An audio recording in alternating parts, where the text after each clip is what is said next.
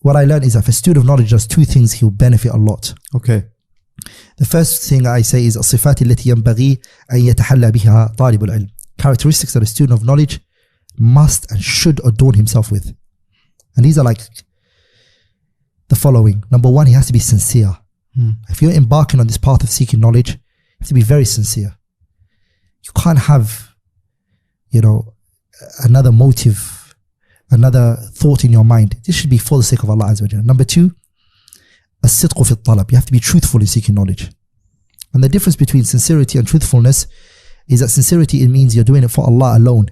Okay, yeah. And truthfulness means that whilst you're seeking knowledge, you're not associating knowledge with anything else. You're focusing on it alone. Wholeheartedly. Mm. And I say you spend three things on knowledge. You spend your money.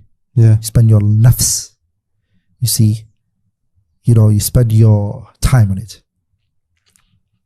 If you give those three to it, all of it, it will give you something in return. And those three things are your life, basically. Yeah. The third thing is that the person has al-amalu bil-ilm. Whatever's been, Allah gave you, the small knowledge that you've taken, implement it. Make sure that you implement it. And I always give this example, which is, if a mother's feeding a child and she puts food in the child's mouth, she won't put more food in his mouth unless he swallows what was already put in his mouth. So swallow it first, and then, in other words, digest that, take that in. Same is when it comes to knowledge. Allah will only give you what you've taken in, what you've digested, what you've implemented in your life. The fourth one is the person has himma ali, high aspiration. See, knowledge, you need to be a person who has high aspiration. And you have to enjoy that pain that comes with it. Enjoy it. Mm-hmm. High aspiration. Some people, they might say the sky is the limit. I say no, the sky isn't even the limit. I've given this example quite a lot of times, and that is the reason why they call the lion the king of the jungle is because a lion doesn't eat dead corpse. A lion loves to hunt. It's beneath him to eat. That's for hyenas, and he's got a title called the king of the jungle. So he has to exert effort and hard work. That's what a lion is, right? Yeah. So if you want to be high, you have to exert, you have to believe that this is not something that you could just, high aspiration. ولذلك the Prophet ﷺ, what did he tell us? He said, إذا سألتم الله الجنة, if you're going to ask Allah for Jannah, فسألوه الفردوس. Ask Jannah al-Firdaus. Don't just say, oh Allah, I want Jannah, any part in Jannah is enough for me. فَمَنْ زُحْزِحَ عَنِ النَّارِ وَأُدْخِلَ الْجَنَّةَ فَقَدْ فَازَ. Anyone who's protected from the hellfire and he's been put in Jannah, then they found success. As long as I get my leg into Jannah, that's all I want. Don't say that. You're a Muslim. You're a mu'min, inshallah. Have high aspirations. Say, oh Allah, I want Jannah al-Firdaus. The Prophet's teaching his companions that. The next characteristics that a person should adorn himself with is عدم الاستعجال. Don't be hasty. See, knowledge doesn't come all in once. Don't be hasty. Take time. This is like knowledge that was written for like 1,000 something years. You can't take it all in once. ولذلك the Salaf, they said, من أخذ العلم جملة. Anyone who tries to take knowledge all at once, فاتته جملة. All of it will go at once. But the way you can attain knowledge is بالأيام والليالي. Days and nights. So it's time it needs from you. Don't try to do all at once. And last but not least, ملازمة العلماء. To be with the people of knowledge. And even if you can't get the scholars, at least be with those who are higher than you. Those who've preceded you in knowledge, who preceded you in righteousness. Be in their company, because they're going to put you up. They're going to encourage you. They're going to advise you, and they're going to push you forward. So you're going to scrape off, their good habits are going to, it's going to show on you, and you're going to get from it. You'll learn how to organize your time. You're going to learn how to carry yourself, and etc. Those are the characteristics that I believe when you're seeking knowledge and you're embarking on this path, you need to have al-ikhlas. And the second one is sidq fi talab. And the third one is al-amalu bil-ilm. And the fourth was himma aliyah. And the fifth was adam al-isti'jal. And the sixth one was mulazamat al-ulama. That's the first thing I believe. If you want to learn and you want to benefit from your time going to seek knowledge, to sit with the scholars, to go to another country, those are the 6 things that you need to adorn yourself with. That's what you need to come with from your country, with that mindset that this is what you're gonna, inshallah ta'ala, you're gonna do. Beautiful advice. Now, the second point is a methodology, and this is where a lot of people struggle. I've come with all of these characters. I'm sincere. I'm truthful. I'm with the scholars, but I don't know what to study. What should I do? How should I do it? So the methodology is the second point. And here, the concept of what to study, منهجية العملية في ضبط العلم, the methodology of how to be precise in knowledge, how to really understand knowledge, is 5. Or I'll break it into 2. Okay. The first one is marahil, stages that you need to go through. If you miss one stage, or if you jump a stage, or if you bring 2 stages into one, it will show in your ability of comprehension. And that is, number 1, you have to go through the marhala to ta'sis. You're grounding yourself first. Learn the foundations first. Don't talk about what's not your level. Stay in your lane, as they say. Ta'sis, ground yourself. Here at that level, you're just going to learn everything from the foundation. I'll give you an example. When you come to seek knowledge, wallahi, this is a statement my father said to me, and I remember it. He said to me that when you're seeking knowledge, you're like a house that has holes inside it. In order for the floor to be built, first of all, they have to what? They have to make sure that those holes are filled. That's the foundation. So it won't show. Marhala to ta'sis won't show. It won't come to the surface yet.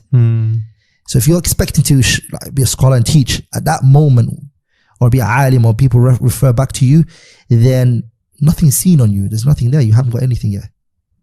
It's just when you pass that level, then things start emerging onto the surface. So marhala to ta'sis. The second marhala that the student goes through is called marhala to tadlil.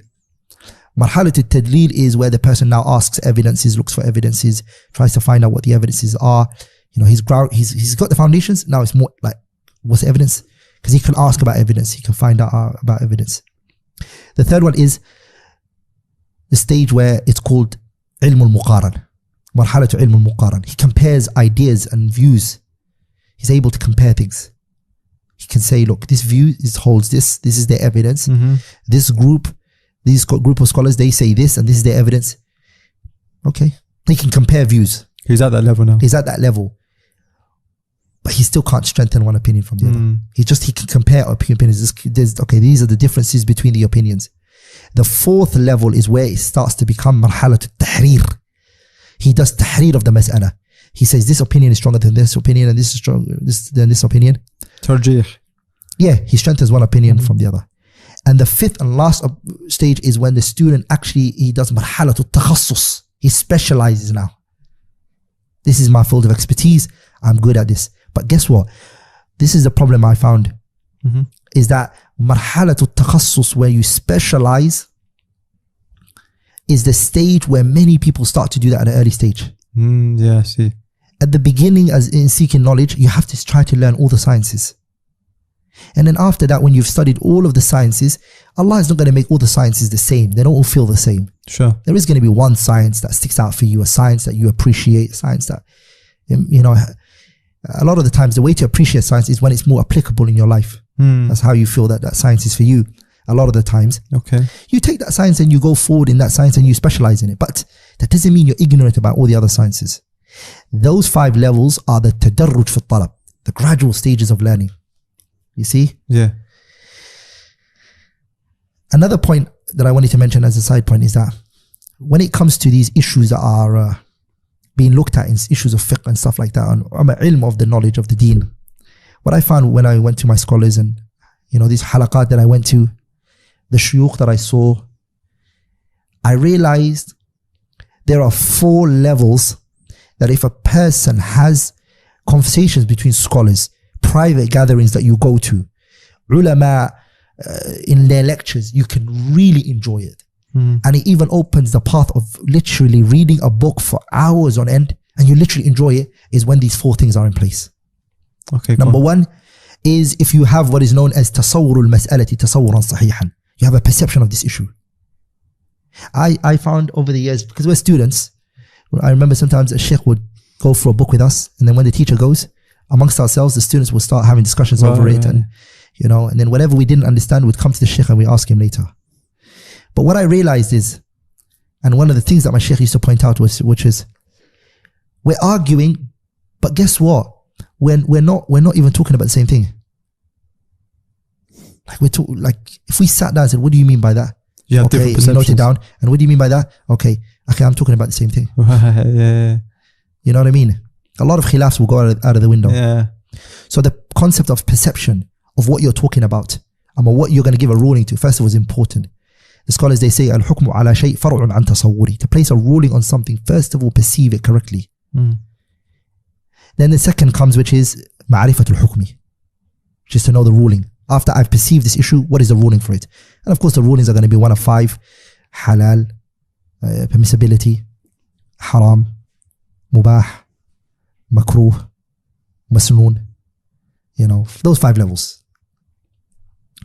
The third stage, I say, is ma'rifatul jawami' wal fawariq. That you know the differences between you can see the differences between different issues. Like, for example, if we're talking about a issue and you're talking about another issue, we have to know that there are similarities in these issues and there are differences as well.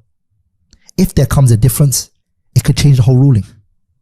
Some people are like, oh, but it's similar. But if it's similar, it's a different discussion. Is it the same? No. Then of course we're going to have to put it aside for now.